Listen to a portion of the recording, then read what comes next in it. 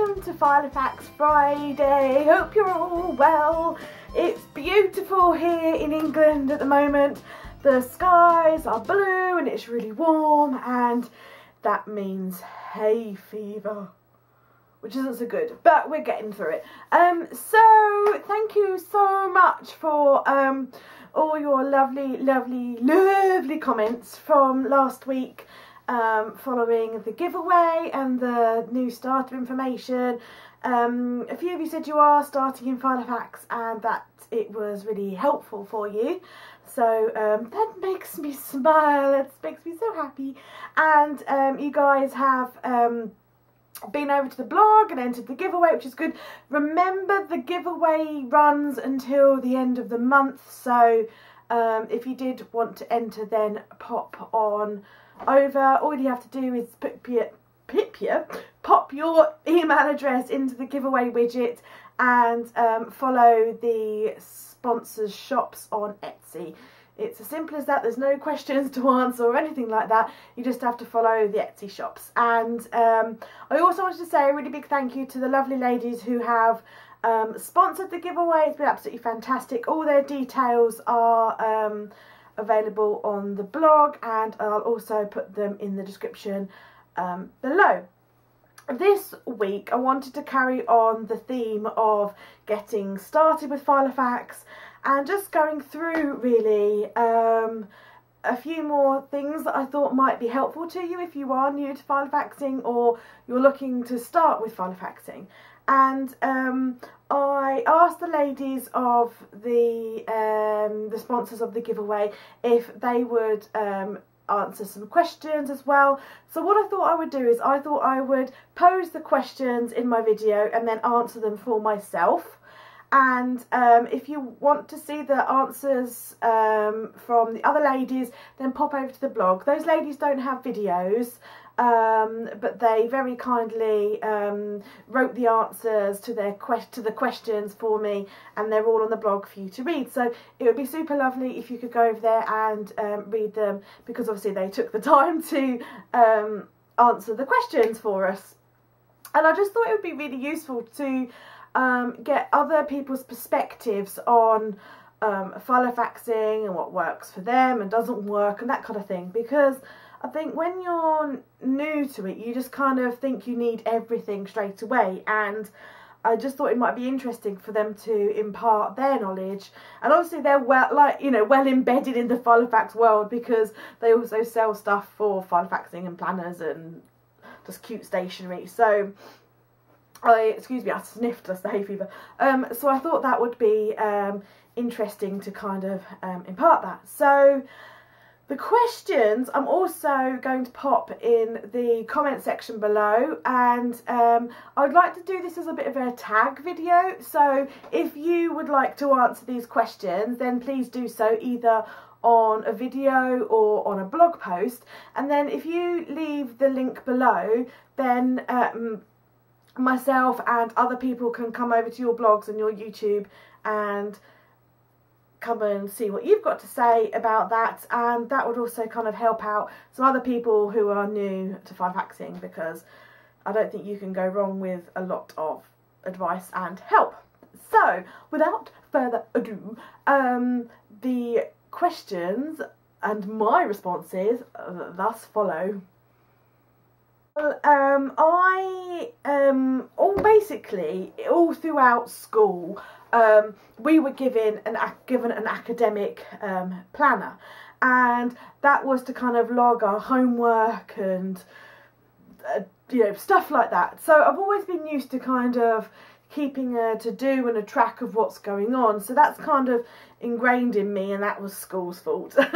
And then I ended up having an academic diary at university, and then when I left university, I left in 2002, and I was going out into the world of work, and obviously we were halfway through the year, and buying a proper diary I wanted to move away from an academic diary. Obviously I could buy an academic diary because we were going to come up to the new school year, but I wanted to move away from an academic diary because I was going into the world of work. I wanted to start with a calendar, a normal year, so that would, you know, fit in a lot better.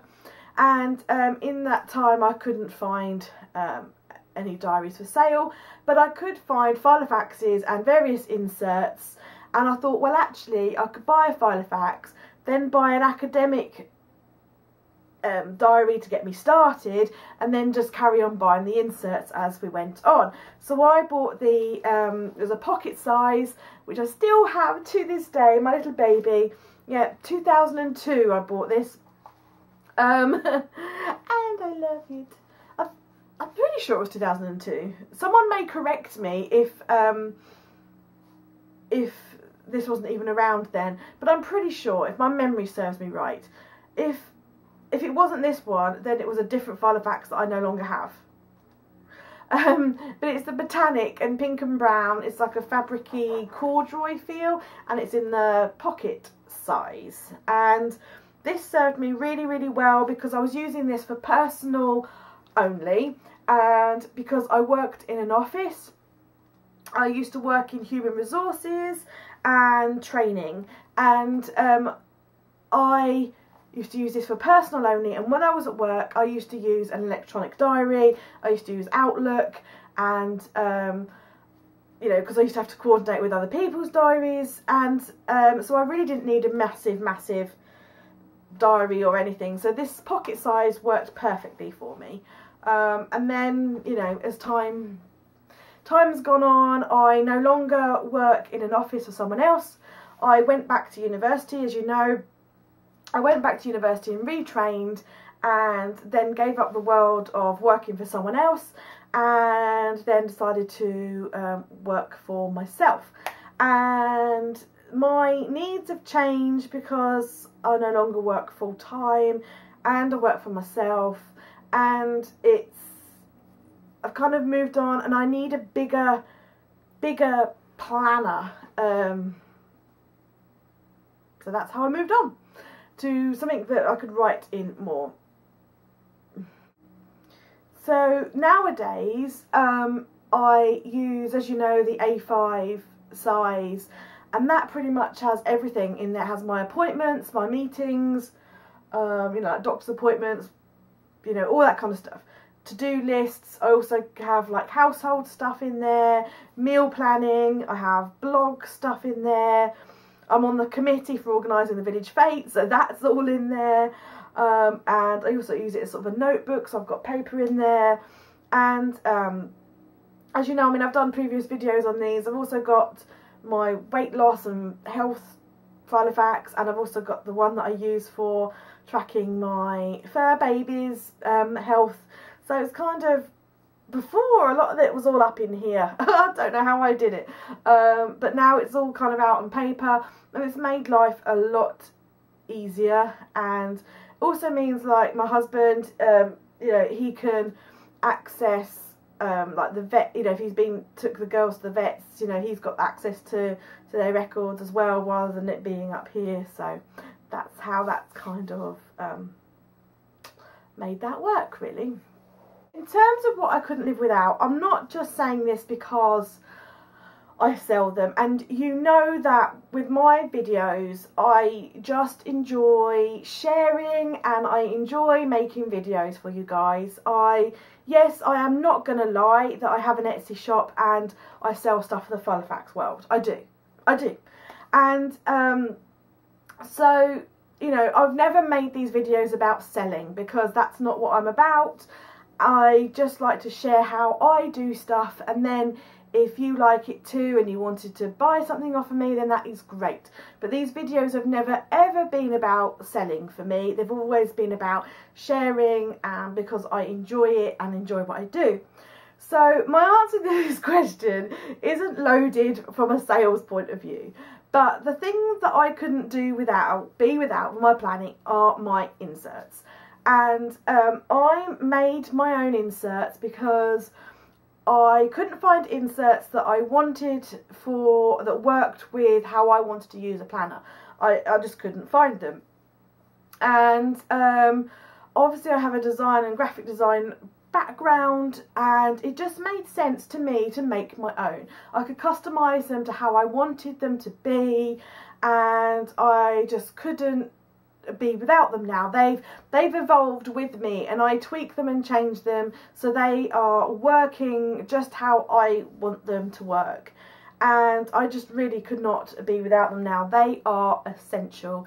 And I also at the time would struggle to find stickers, and so by putting my own doodles and illustrations on, I had some sort of design on them without having to use stickers.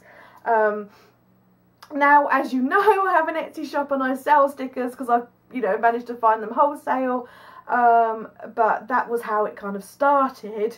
And yeah, and I just love them. They work for me, and I only started selling them because someone gave me a little bit of a nudge to do so. A friend said, well, if you like them and you're using them, then maybe someone else would, so why don't you start an Etsy shop? And I was kind of a bit like, oh, I don't know, that's really scary. So I took the plunge and I did it, and lovely people like yourselves, possibly, I don't know, have bought them, for which I'm really grateful, and I'm just really glad that you're enjoying them as much as I enjoy them, and that they're working for you too.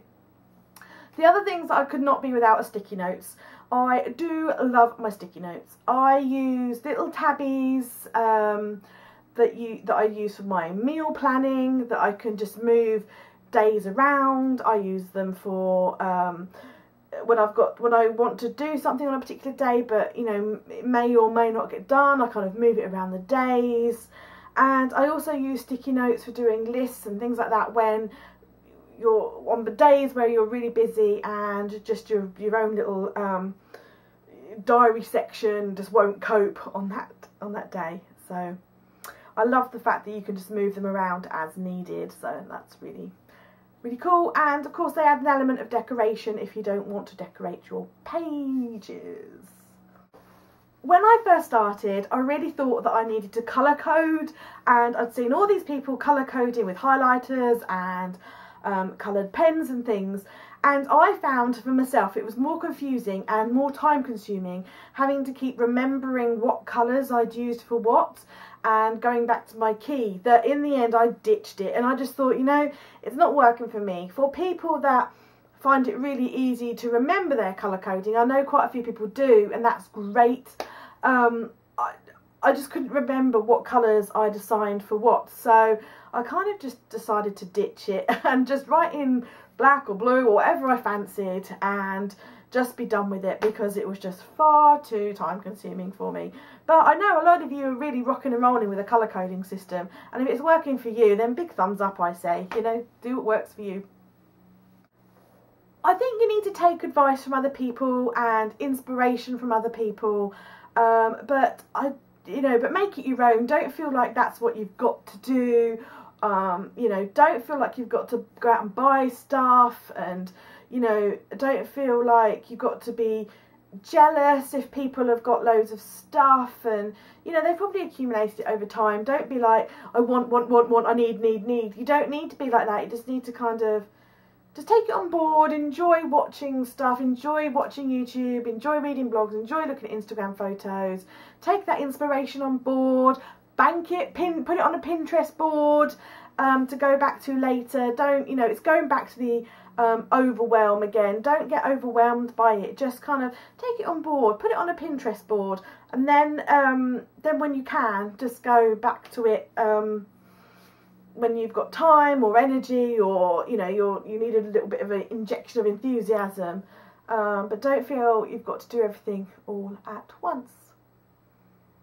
So there we go, friends. That was my answers to the questions. As I said, hop on over to the blog and read the responses from the other girls. We've got Claire from Philomania. She makes dashboards and washi on the go cards, page markers and dividers for your Filofaxes, and they are just beautiful.